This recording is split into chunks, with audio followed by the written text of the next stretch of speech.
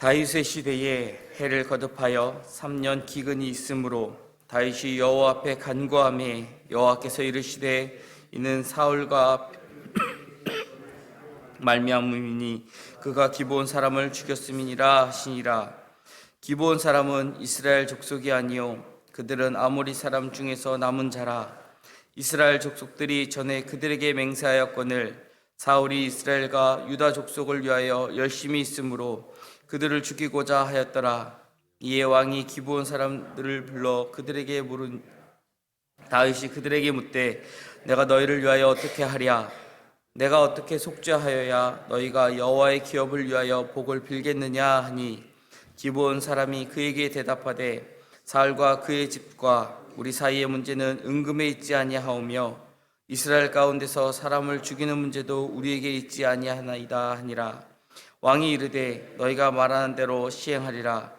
그들이 왕께 아뢰되 우리를 학살하였고 또 우리를 멸하여 이스라엘 영토 내에 머물지 못하게 하려고 모해한 사람의 자손 7사람을 우리에게 내주소서.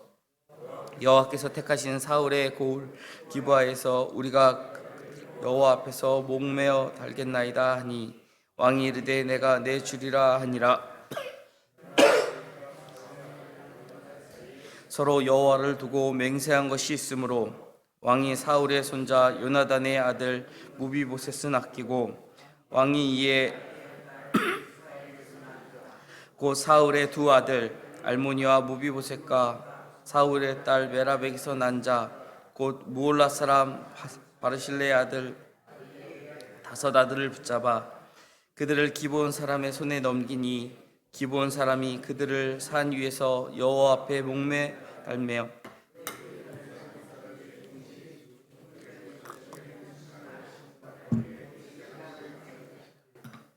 아야의 딸 리스바가 굵은 배를 가져다가 자기를 위하여 바위 위에 펴고 곡식 빼기 시작한 때부터 하늘에서 비가 시체에 쏟아지기까지 그 시체의 낮에는 공중에 새가 앉지 못하게 하고 밤에는 들짐승이 범하지 못하게 한지라. 이에 아야의 딸 사울의 첩 리스바가 행한 일이 다윗에게 알려지매 다윗이 가서 사울의 뼈와 그의 아들 요나단의 야베스 사람에게 가져가니 이는 전에 블레셋 사람들이 사울을 길보아에서 죽여 블레셋 사람들이 벳산 거리에 매단 것을 그들이 가만히 가져온 것이라. 다윗이 그곳에서 사울의 뼈와 그의 아들 요나단의 뼈를 가지고 올라오매 사람들이 그 달려 죽은 자들의 뼈를 거두어다가 사울과 그의 아들 요나단의 뼈와 함께 베냐민 땅 셀라에서 그의 아버지 기스의 묘에 장사하되 모두 왕의 명령을 따라 행하니라. 그 후에야 하나님이 그 땅을 위한 기도를 들으시니라. 아멘. 21장부터 이어지는 말씀 24장까지 이 말씀은 이제 사무엘서에 어떻게 보면 부록과도 같은 그런 내용이 담겨져 있습니다. 그래서 이 21장의 내용은 우리가 지금까지 역사서를 이렇게 연대기적으로 보았다면 이 21장이 이 20장 뒤에 이어지는 내용이기보다는 아마 그보다는 조금 더 앞에 일어난 일이 아닐까라고 보여집니다.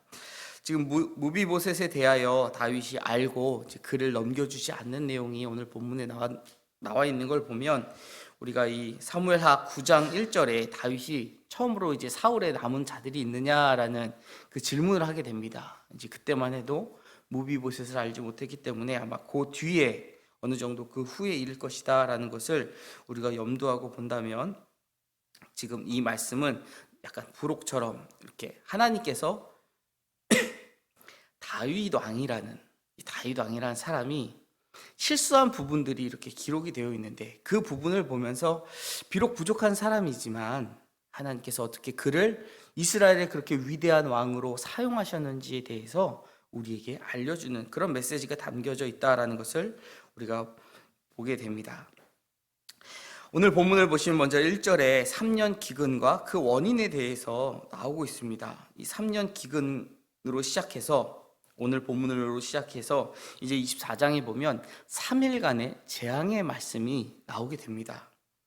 그래서 이 21장부터 24장의 말씀이 다윗이 인간적으로 부족하지만 그럼에도 불구하고 어떻게 이스라엘의 이상적인 왕으로서 역할을 했는지 이제 그 이야기가 이어진다라고 말씀을 드렸는데, 첫 번째 내용이 바로 이 3년 기근의 내용입니다. 이 3년 기근의 내용은요, 아마 다윗의 통치 초기에 이를 것이다라고 많은 성서학자들은 이제 보고 있습니다. 율법은 살인이 일어나면 그 땅이 그 피로 부정해진다라고 우리가 모세오경의 이 민수기 35장의 말씀을 통해서 확인한 바가 있습니다.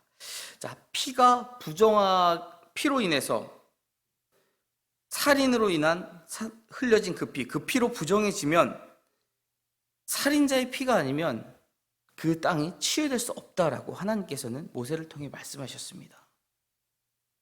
그렇다라고 한다면 지금 이 살인을 일으킨 자가 이 피의 대가를 치러야 한다라는 것이죠. 사울이 기브온 사람들을 죽인 죄는 이스라엘 땅에 3년이라는 기근을 가져왔다라고 지금 본문 1절은 우리에게 말씀하고 있는 것입니다. 이 기브온 사람은 우리가 기억하듯이 여호수아가 가나안 땅을 정복할 때에 이제 이스라엘 사람들을 속여가지고 그들과 언약을 맺었었던 아모리 족속입니다. 이 사람들이 여호수아를 속여가지고 우리가 먼 데서 왔다, 근데 이제 당신들과 언약을 맺으려 한다라고 속여서 언약을 맺게 되어 그들이 멸함을, 헤렛 명령에 따라서 진멸당함을 면하게 됩니다. 그래서 그들이 여호와의 전에서 나무하고 물을 깃는 사람들이 되죠. 이제 그런 사람들을 지금 분명 여호수아 때에 그들을 멸하지 않겠다, 그들을 죽이지 않겠다라고 언약을 했음에도 불구하고 사울은 지금 그 사람들을 죽였다라는 것입니다. 사울이 맹목적인 열심으로 기브온 족속을 학살한 일이 벌어졌다라는 것이죠. 이것은 명백히 언약을 파기한 일입니다. 기브온 사람들의 용서를 얻지 못한다라고 한다면 이 언약 파기에 대한 그 저주가 이스라엘에게 머물기 때문에 그 저주에서 벗어나지 못한다라는 것입니다. 이것은 어떤 주술적인 저주를 의미하는 것이 아닙니다. 어디까지나 모세오경에 기록된 것처럼 하나님께서 말씀하신 그 율법대로 하나님이 정하신 법에 따라 받게 되는 저주라는 것이죠.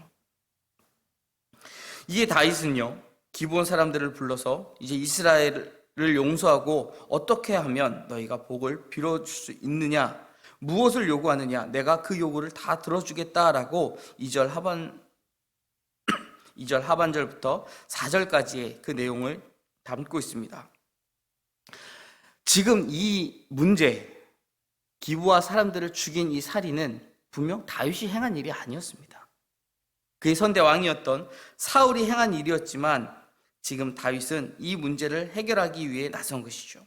다윗이 저지른 죄는 아니었지만 이스라엘이 기브온과 맺은 언약을 깨뜨린 셈이기 때문에 다윗이 현재 이스라엘 왕으로서 그 책임을 지고 언약의 회복을 위해 용서를 빌고 있는 것입니다.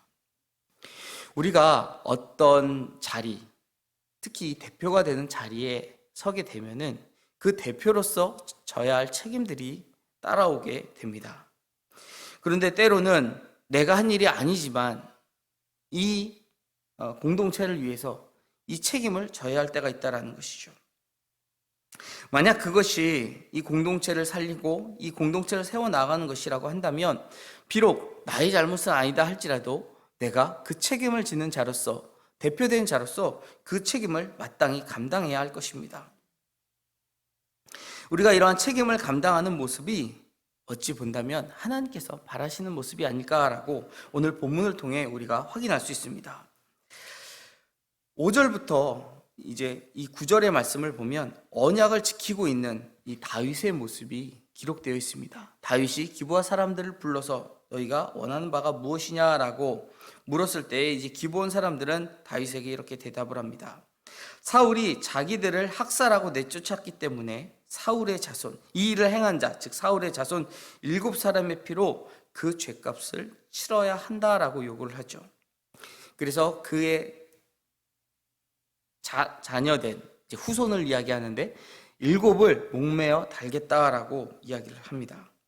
다윗은 그들의 요구를 들어주기로 하지만 요나단과 언약을 맺은 게 있기 때문에 그 언약을 지키기 위해서 그의 아들이었던 무비보셋을 보호하는 것이 7절에 기록되어 있습니다. 다윗은 이스라엘 왕으로서 무엇보다 하나님 앞에서 맺은 언약을 지키는데 최선을 다하는 모습을 우리에게 보여주고 있습니다. 결국 사울의 후손 중 7명이 기브온 사람들 손에 죽어서 이제 그 시체가 매달리게 되었다라는 것이 본문 8절 9절에 기록되어 있습니다. 만약 이러한 조치가 없었다라고 한다면 기브온 사람들은 계속해서 그 마음에 억울함을 품고 살아갔을 것이고 또 이스라엘에 대한 그 적개심이 점점 커졌을 것입니다. 단순히 그들 마음 가운데 이 적개심이 있는 것으로 끝난다라면 큰 문제가 되지 않겠지만 분명 하나님께서는 억울함을 신원하는 분이다라고 우리는 알고 있습니다. 하나님께서 그 억울한 피에 대한 대가를 이스라엘 자손에게 분명 그 대가를 치르실 것이다 라는 것이죠. 그래서 이 억울한 피에 대한 대가를 지불하지 않는 한 결코 이스라엘은 여호와 하나님의 복을 받을 수 없었을 것입니다. 다윗은 이스라엘이 하나님 앞에 약속한 것을 지켰고 또 억울함을 풀어주어 이스라엘 땅에 평안을 회복시킨 것입니다. 10절부터 마지막 14절에 보면 이스라엘에 복을 끼치는 왕인 다윗의 모습이 기록되어 있습니다. 사울의 후손 7명을 죽여 매다는 일이 비록 벌어지기는 하지만 이는 사울에 대한 다윗의 복수심에 비록된 것이 아니다라는 것을 우리는 본문을 통해 확인할 수 있습니다. 만약 다윗이 이 사울에 대해서 어떠한 감정이 있기 때문에 악감정이 있기 때문에 기브온 사람들을 내세워서 이런 일을 행했다라고 한다면 지금 이 10절부터 14절에 나오는 아야의 딸 리스바가 그 아들들의 시체를 지켰다라는 그 사실을 들었을 때 분명 그 행위에 대해서 다윗이 어떤 조치를 취했을 것입니다. 하지만 리스바의 이야기가 다윗의 귀에 들렸을 때 다윗은 처형된 사람들의 뼈와 또 사울과 요나단의 그 뼈를 찾아 가족 묘실에 장사를 지내주었다라고 본문 후반부에 기록이 되어 있습니다. 이처럼 다윗은 자신을 그토록 적대시했었던 이 사울에 대해서도 끝까지 신의를 지키는 모습을 보여주고 있는 것입니다. 아마 그 모습을 본 이스라엘의 많은 지파의 사람들이 다윗 왕이 지금 사울이 죽고 난 후에도 그리고 지금 사울의 후손 7명이 목매어 죽게 되는 목이 매달려 죽게 되는 상황을 보았음에도 불구하고 저것이 지금 다윗을 위한 일이 아니라 다윗 왕이 이스라엘 전체 우리 민족을 위하여 이 나라를 위하여 행한 일이다라는 것을 알게 해주는 그런 역할을 했던 것입니다. 이 율법이라는 이것은 하나님께서 이스라엘이 복을 받는 그 비결이다. 너희가 내 말을 지키면 내가 너희 하나님이 되어주고 너희가 내 백성이 될 것이다 라고 분명 모세를 통하여 약속한 바 있습니다. 그래서 그 언약을 지키는 것이 하나님의 복을 받는 길이다라는 것을 대를 이어 이스라엘 백성들은 계속해서 들어왔습니다. 다윗은 바로 그 언약의 수호에 대해서 최선을 다했고 이스라엘은 하나님의 복을 비로소 다시 받을 수 있게 되었다라는 것이죠. 이스라엘의 왕에게 가장 중요한 일은 바로 온 백성이 하나님의 언약 가운데 머물 수 있도록 그 백성을 인도하는 것입니다. 하나님께서 그 백성을 그 왕에게 맡기신 이유가 그것이죠. 이 백성을 나에게로 잘 인도해 오라는 것입니다. 다윗은 큰 위기 가운데서 이 일을 바르게 감당했기 때문에 하나님의 복을 누릴 수 있었습니다. 사랑하는 성도 여러분, 베드로 전서 2장 9절의 말씀을 보면 우리는 모두가 왕같은 제사장이다 라고 말씀하고 있습니다. 우리에게 허락하신 이 가정을 또 우리 주변에 있는 우리가 알게 된 우리가 관계를 맺게 된 내가 속하여 있는 그 공동체의 사람들, 그 사람들에게 우리는 이미 우리가 먼저 받은 이 복음을 전할 앞선 그 복음을 받은 위치에 선, 어찌 보면 이스라엘의 왕처럼 우리 삶 가운데 왕같은 제사장으로 서서 이 복음을 전해야 될 그 자리에 서 있는 사람임을 기억해야 할 것입니다. 그렇기에 우리가 이 세상의 소금과 빛의 역할을 충실히 감당해야 우리는 하나님의 복과 은혜를 끼칠 수 있는 복의 통로로 살아갈 수 있다는 것입니다. 많은 사람들이 우리가 신약의 시대를 살기 때문에 예수 그리스도 이후에 삶을 살고 있는 우리에게는 구약의 율법이 이제 아무 소용이 없는 것처럼 생각하기도 합니다. 하지만 예수님께서도 당신은 율법을 폐하러 온 것이 아니라 이 율법을 완성하기 위해 오셨다라고 제자들에게 말씀한 바 있습니다. 하나님의 말씀, 이 율법은 우리가 계속해서 지켜야 하는 그러한 언약이다라는 것이죠. 우리가 하나님께서 주신 이 율법에서 떠나지 않고 또 예수 그리스도의 사랑으로 이 율법으로 남을 정죄하는 것이 아니라 나 자신을 비춰볼 수 있는 그런 거울로 삼으며 하나님 말씀 안에 거하여 살고 그 말씀에 바로 서기 위하여 우리가 애쓰고 힘쓴다라고 한다면, 그래서 하나님 앞에 맺은 하나님과 이스라엘이 맺었던 언약처럼 우리가 하나님으로 받았던 그 복음에 바로 선다면 우리를 통하여 진정한 하나님의 샬롬이 우리가 알고 있는 사람들에게도 전해질 것입니다. 오늘 하루도 우리가 하나님의 말씀을 지키며 살아감으로 하나님의 평안과 복을 많은 이들에게 전하는 축복된 삶을 살아가는 저희가 되기를 주님의 이름으로 축원드립니다. 기도하겠습니다. 사랑의 하나님, 감사합니다. 다윗은 자신이 저지른 죄는 아니었지만 하나님의 백성 이스라엘을 또 하나님께서 맡겨주셨기에 이스라엘의 왕된 자로서 그 언약을 지키기 위하여 오늘 본문에 있었던 모든 일들을 감당하였습니다. 하나님, 때로는 우리가 하나님의 자녀로서 하나님께서 맡겨주신 그 사명을 감당하는 자리에 섬으로 우리가 맡아야 될 그 책임을 잘 감당하기 원합니다. 하나님, 우리가 하나님의 영광을 위하여 또 하나님께서 주신 그 복음을, 그 사명을 잘 감당하기 위하여 이 책임을 다할 수 있도록 우리에게 믿음을 허락하여 주시옵소서. 하나님의 말씀을 잘 지키고 또 우리가 순종하며 준행함으로 나아갈 때에 하나님께서 또 우리에게 허락하시는 그 복과 그 은혜를 많은 사람들에게 전하는 저희 모두 될 수 있도록 함께하여 주시옵소서. 사랑이 많으신 예수 그리스도 이름으로 기도드립니다. 아멘.